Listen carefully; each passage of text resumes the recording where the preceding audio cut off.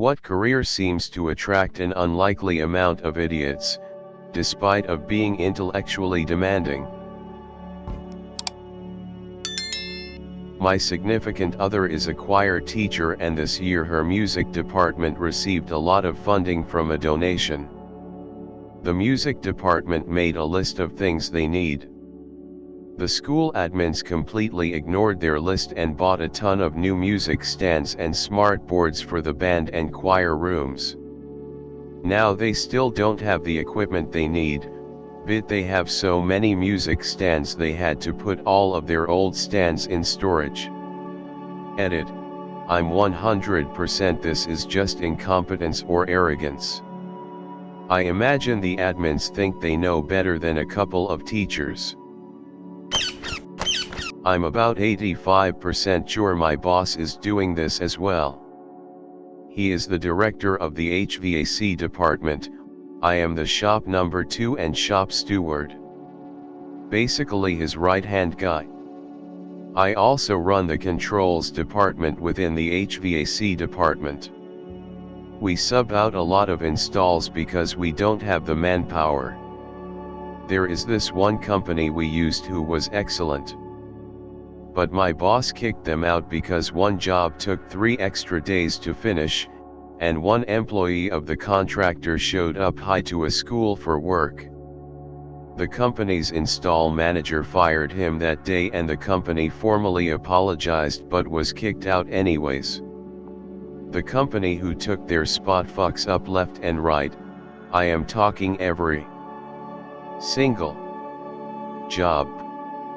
Super sloppy, compressors blow up after 5 days from units being massively overcharged, marking jobs done that they never did. Just egregious. He actively defends them and uses them for stuff even us union shop guys could do. They charge 3 to 4 times more than previous company for the same scope of work. I firmly believe he is getting kickbacks. My old high school wasted their budget on another football stadium they share with other schools and an indoor training center across the school and next to their football field. They needed new computers, and I know the electives need should too. I haven't attended since 2013, but I see the eyesore whenever visiting my parents. Edit. My old high school has 2 football stadiums.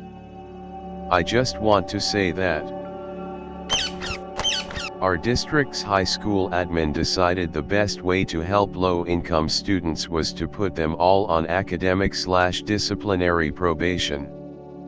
They can't see how discriminatory this is, especially in a small school where half the students qualify for free lunch. So, if your student doesn't qualify for free lunch, they don't receive probation. If they're failing classes or skipping school, etc., they get a pat and a do better, but the low-income students can't get off probation no matter their grades or attendance. Okay, former Title I public school teacher here, will be real, didn't even make it a year, and it was because of this bullshit that I didn't want to be complicit in. Let me explain. Lots of states have some kind of tracking for underperforming students. This is usually determined by state tests, but can also be determined by a school district for the purposes of receiving different sources of funding. Students who get labeled as underperforming in a Title I district means that if they perform above expectations, you get extra financial bonuses. There's also a payment per student from the state and/or federal government for Title I schools.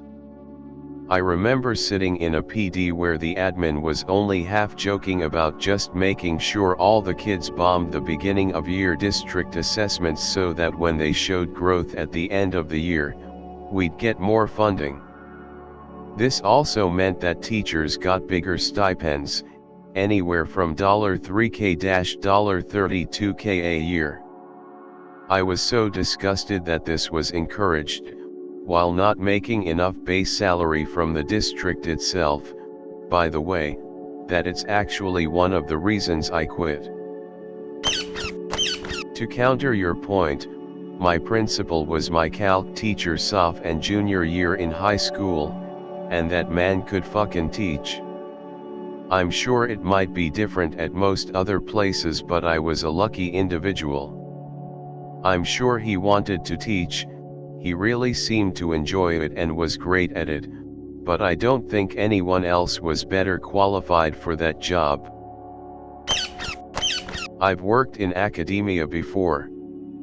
There is nothing intellectually demanding about being a school administrator. Imagine every mediocre middle management type you've ever encountered, and now imagine they are bulletproof, and know it, there is no metric for failure, and they are in an industry structurally designed to avoid accountability. I've been working in special education for about a decade now, and I've found that it unfortunately attracts a lot of complete idiots. Schools are usually so desperate for support staff they'll pretty much hire anyway.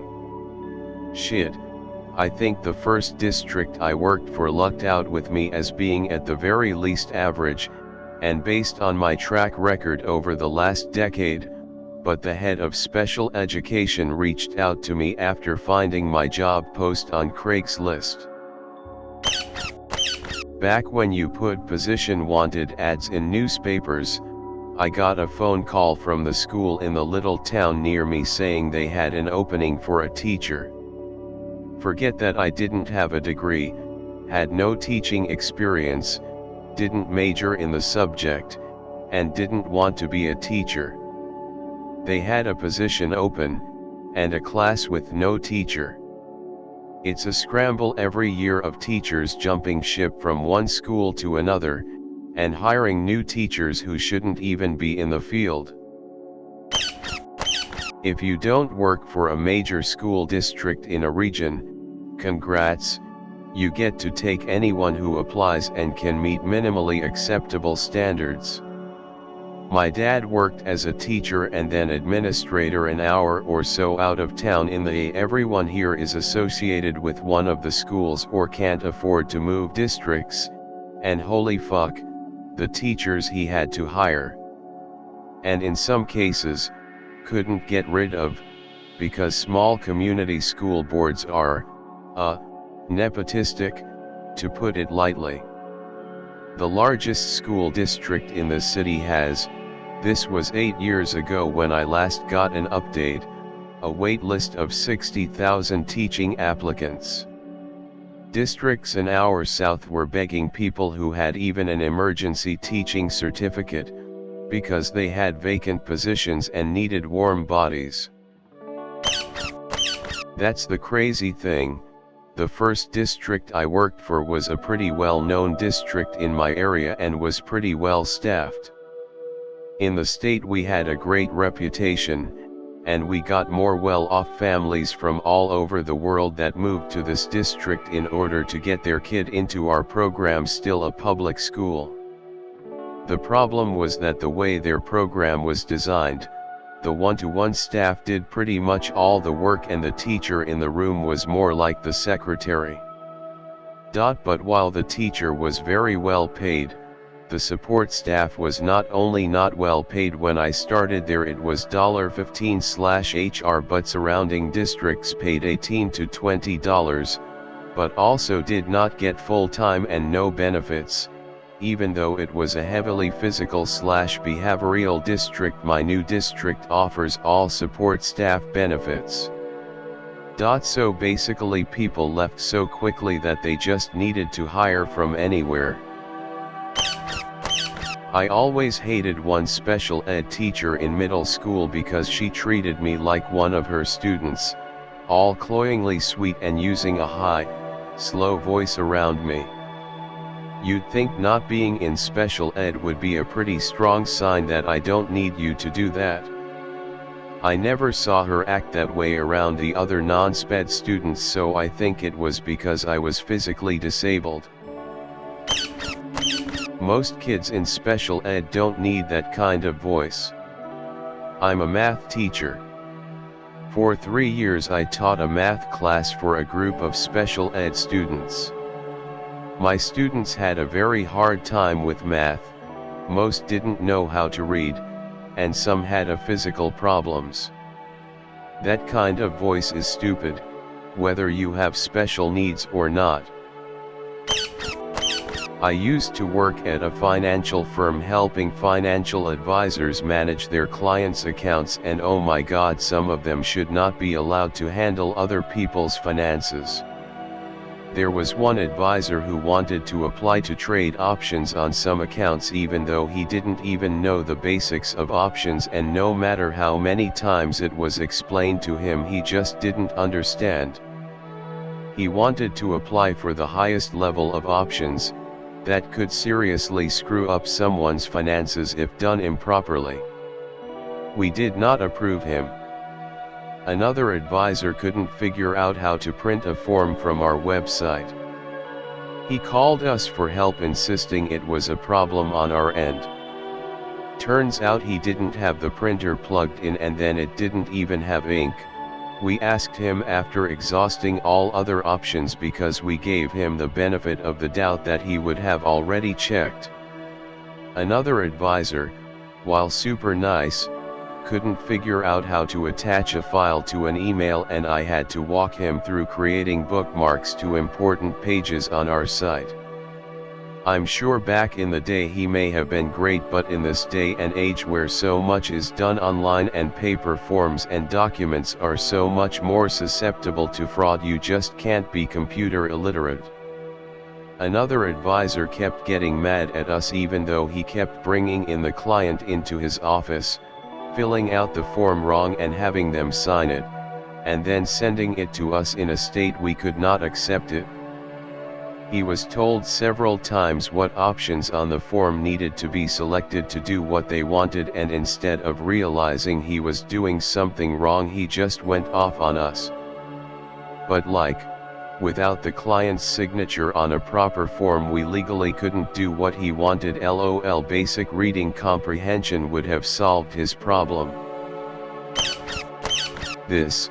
The financial industry also creates new words and acronyms in order to increase the perceived complexity, which we can then justify fees because the consumer surely cannot do what we do.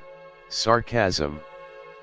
I'm also jaded because I'm just tired of the financial industry and working an incredible amount of hours, and probably will quit and move into an easier profession and make one half of what I do now. I know a few people who are in finance because they grew up in wealthy families or married into money, and were really failures at whatever they had studied in college. I saw that one guy I went to high school with was now a financial advisor and could only think, shit, he's going to ruin someone, and a few years later, got wind of someone suing him in federal court for losing about $500,000 of their money. Both my sister and mom are nurses. Both describe it as toxic. My mom was a healthcare assistant and used to get bullied by nurses at the hospital she worked at. The thought of my 55-year-old mom being bullied by 30 and 40-year-olds because of her weight used to really upset me. She moved to a different hospital closer to where they live. She loves it there. Due to the insecurities about her weight, she started cycling for fitness. 7 years later, she recently cycled 66 kilometers along the coast of Ireland. Everybody is proud of her.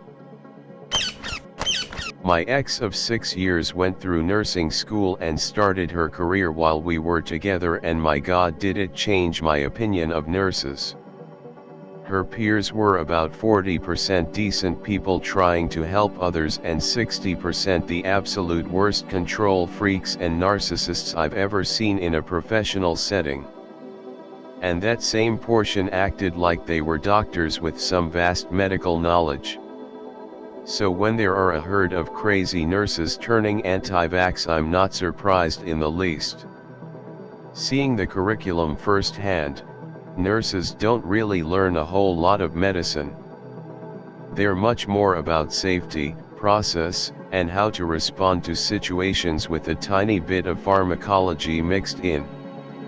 So anytime a nurse starts making strong medical claims, I tend to get suspicious. One time during a night out, a girl collapsed from being too drunk or high or something. She was breathing and had a pulse, but was unresponsive. My friends and I were like 10 feet away, so we turned her on her side and called 911. Some girl comes screaming at us that we need to be doing CPR.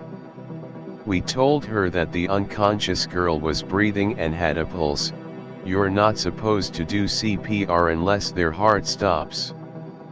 The screaming girl then started screaming even louder, "I'm a nurse, I know better than some assholes," and tried to fight through us to give unnecessary CPR to the poor girl.